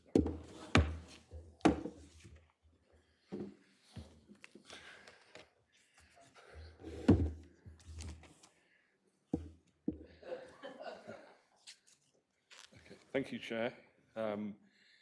It's Omani, but thank you. It's a future reference. Second time in a week I've been publicly admonished. No problem, thank you. This 10-year leisure strategy, just to give you a bit of background, was produced back in 2022. And it's a 10-year strategy which was supported by our supply and demand analysis, which identifies current and future facility needs to support an ever-increasing population within the district. Back then, there was a lot of consultation around the development of the strategy and also a Cranbrook master plan that took place at the same time.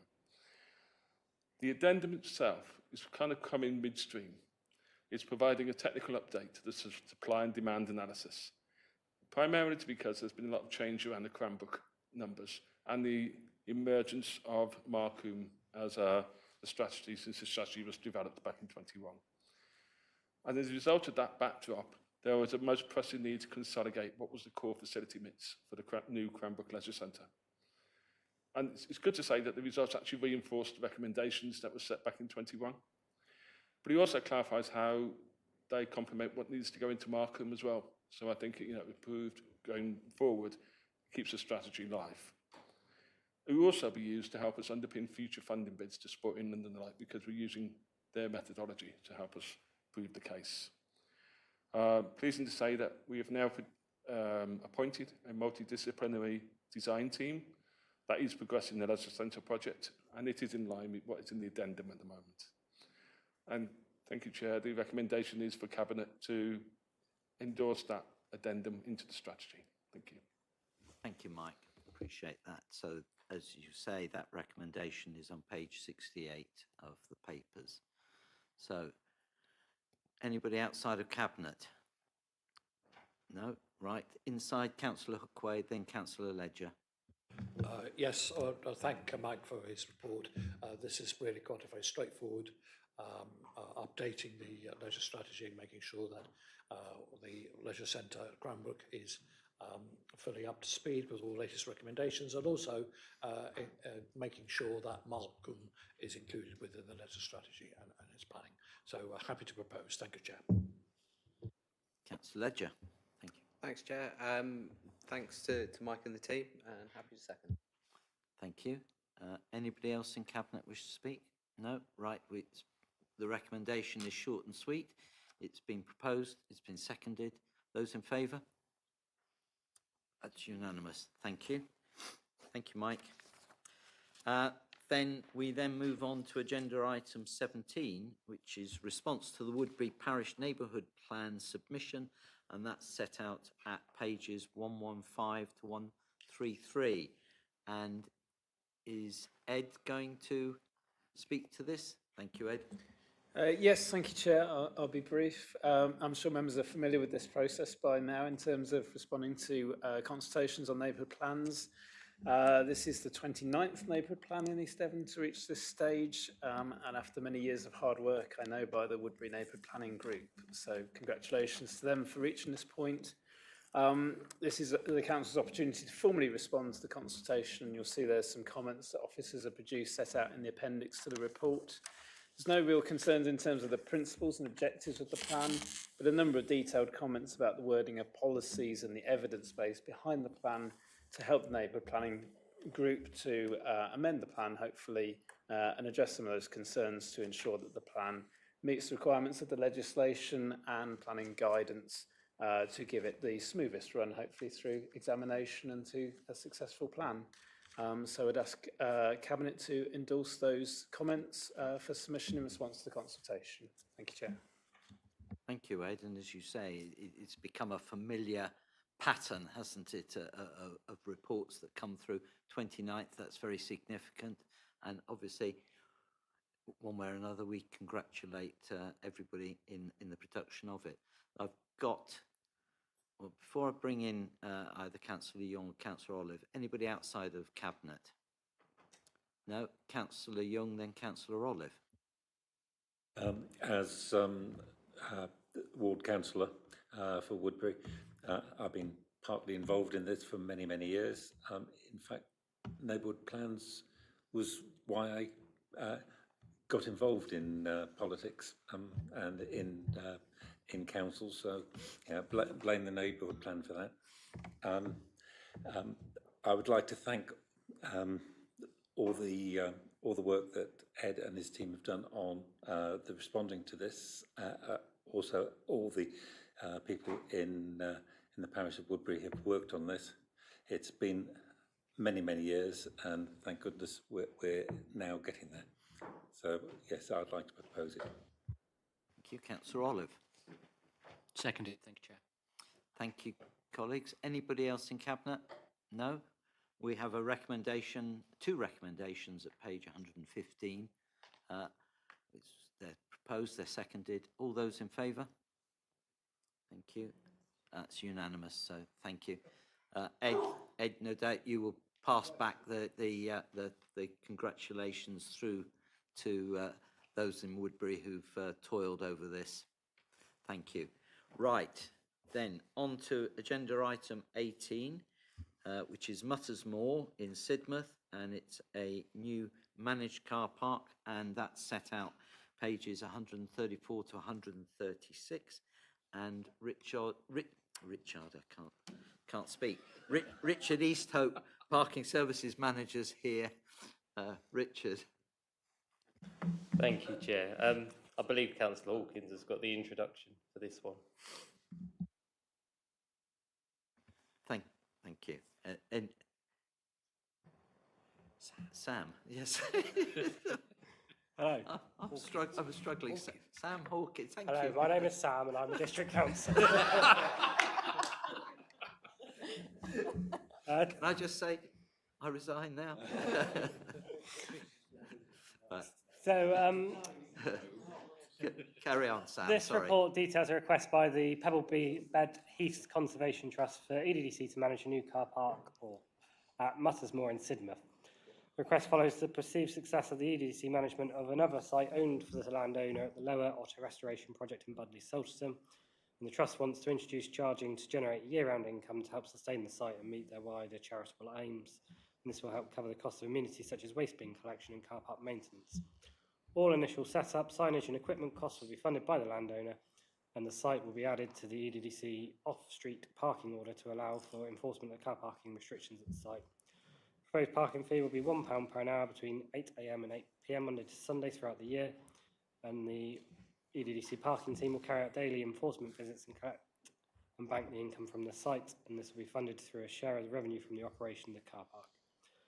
Our involvement in the site should help secure long-term viability of the popular car parking location without the landowner exploring alternative enforcement and charging models, such as the use of a private car park operator. And Richard is here if you have any technical questions. Thank you, Sam Hawkins, Portfolio Holder for Finance. Anybody outside of Cabinet? No. Coming inside, councillor Ledger. Thanks, Chair. If we don't do it, a private company will, so it's ultimately sensible and happy to second councillor Hawkins' proposal. Thank you, councillor Ledger. Anybody else in Cabinet? No. Recommendations, 2 of them are set out, page 134. Those in favour, please. That's unanimous. Thank you. Thank you, Richard. Thank you, Richard. You swung it. there. So we move on then to agenda item 19, which is wellbeing at Cranbrook, set out pages 137 to 146. We got, yes, we've got a couple of councillors who are absenting themselves at this point. And once they've left the room, I shall then invite Thea Billiter, the Cranbrook new community manager, to speak on this. Please, yes. Yep. Thank you, Chair. Yes, so this report seeks Cabinet support for the re-establishment of the Wellbeing Cranbrook programme, which existed for several years until March 2025, providing community building and social prescribing supports to residents within the town. Via our place partner colleagues at Exeter City Council, we have this week received an email from the Cranbrook Medical Practice inquiring if there are plans for something to replace the cover previously provided by Wellbeing Cranbrook. Given their patient demographic, they assert that the support previously provided by the programme is vital and its absence is having a noticeable impact on their patients. So it's proposed to create 2 new posts, a community wellbeing and activity coordinator to work within the community, establishing and running groups amongst other roles, and a community connector post, working specifically on social prescribing and taking referrals from places such as the GP surgery. Cranbrook Town Council considered the proposal for them to host these posts at a recent meeting and have resolved to agree to this in principle, subject to sufficient funding being provided, the finalising of line management arrangements, workspace accommodation being available, and any loss of revenue if existing accommodation in the Young Hayes Centre, where the Town Council are based, requires conversion to office space, being reimbursed. There are finances set out in the table on pages 138 and 139 of your report. I'd say please note that the reallocation of the £45,000 for programme management under the existing place partnership budget does require the agreement from Sport England, albeit informally they are broadly supportive of this. The outstanding invoice amount payable to the City Council as the accountable body for the place partnership programme, shown on the table as £45,000, as £50,000, should actually read as £45,000. Within your recommendations, the 3rd limb of the recommendation relates to supporting the exploration of a civic agreement with key partners to support ongoing community development. Now, this stems from the recognition that the responsibility for community development lies across multiple organisations and bodies, and therefore it seeks to share understanding around key issues in order to better coordinate provision and the financing of said provision. Thank you, Chair. Thank you, Thea. Right, and it's most gratifying that you've come here saving us 5,000. We'll invite you back a few more times. Anybody else? Anybody outside of Cabinet wish to speak? Councillor Blakey. Thank you, Chair. Very brief again, just to simply say that I'm fully in support of this. These are roles which are very much needed within Cranbrook. And again, if my colleagues were allowed to be in here and speak on the subject, I'm sure they would say the same. So there we are. Thank you. Thank you, Councillor Blakey. And yes, a very positive, another positive report in front of us. So inside to Cabinet and Councillor Olive already. Thank you, Chair. By happenstance, this falls, we think, sort of, mostly, slightly into my portfolio. So I speak in that capacity. These recommendations are sensible. They are the right way forward for the Wellbeing Cranbrook programme, and I'm fully in support of them. So I will propose them for you, Chair, subject to one question again for the monitoring officer. And I realise I'm starting to make a slight habit of this, so I'm sorry for that, Melanie. But recommendation 2, just picking up on what Thea was saying about the hosting of those roles by the Town Council being effectively subject to the detail. Do we need to put in place a delegated authority for the Director of Place in consultation with myself to agree those details.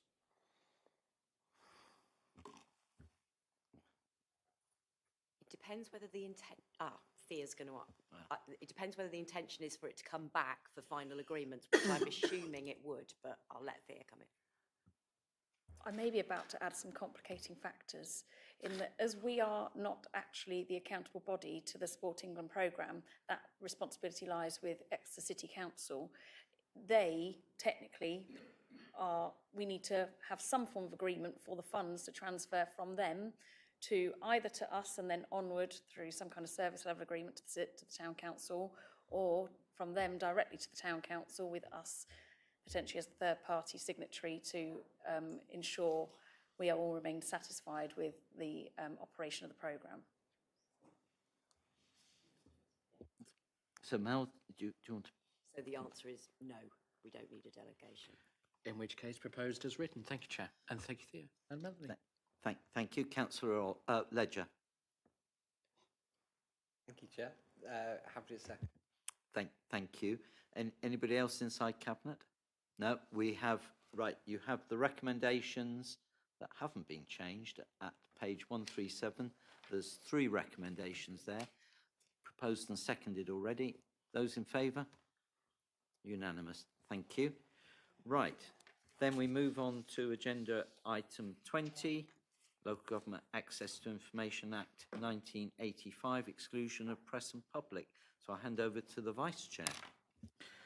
Thank you, Chair. As Vice Chair, I move the following, that under Section 100A(4) of the Local Government Act 1972, the public, including the press, be excluded from the meeting as exempt information of the description set out on the agenda is likely to be disclosed, and on balance, the public interest is discussing this item in private session, otherwise known as Part B. Could I ask for a vote, please? All those in favour? Clearly carried. Okay, thank you. Thank you, Vice